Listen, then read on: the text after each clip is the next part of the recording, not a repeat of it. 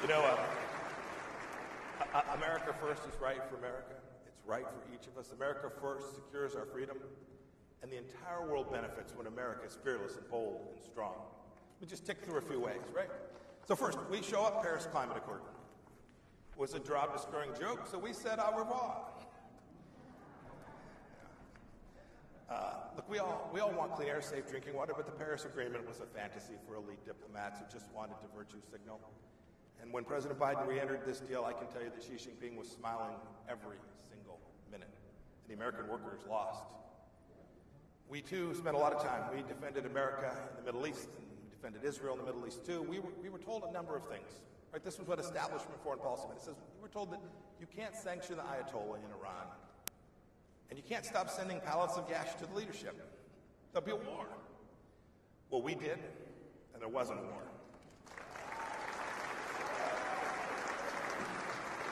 We were told you can't move the United States Embassy in Israel to Jerusalem. There'll be a war. Well, we did, and there was not a war.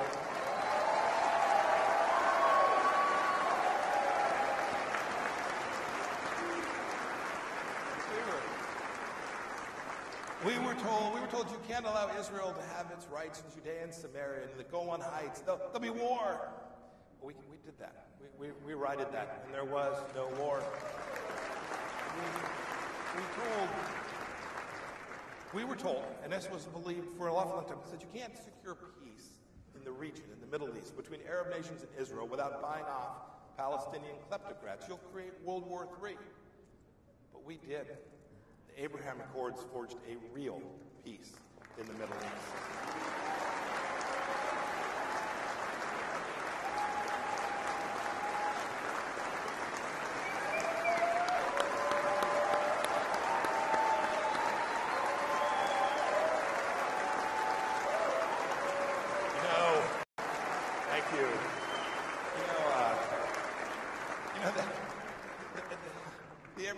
We wrote decades of failed shuttle negotiations because we were willing to go against the elites of the foreign policy established both left and right to secure American freedom and to champion your values.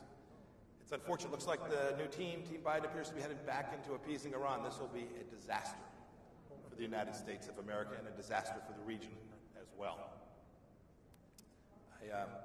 I remember, too. President Trump sent me to Pyongyang when I was a CIA director to meet with Chairman Kim to prepare for the historic summit that was ultimately held in Singapore. You all remember this. We threatened fire and fury. We threatened fire and fury not to go to war, but to deter it we did. You know, since those two summits, one in Singapore, one in Hanoi, the North Koreans haven't tested a long-range ballistic missile, and they haven't tested their nuclear weapons. Exactly 0 tests have been conducted. That's real foreign policy.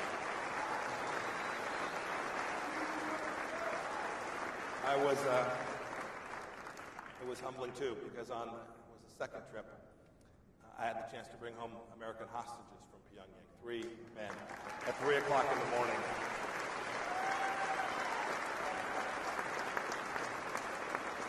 And America first always means never forgetting about our warriors. There was no greater honor, too, than the fact that we brought back other Americans like Pastor Brunson, who stayed in Turkey, detained wrongfully for just far too long.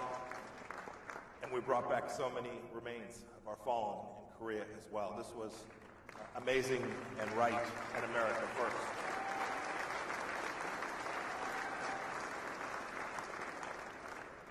So how many of you remember Qasem Soleimani, Allah rest his soul? This was the Iranian general who was trying to cause trouble for America.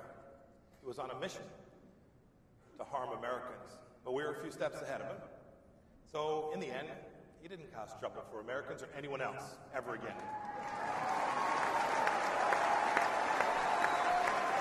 Do you know that to this day, most of the liberals and most of the folks on Team Biden still won't acknowledge that ridding the world of an America hitting terrorists was a good thing.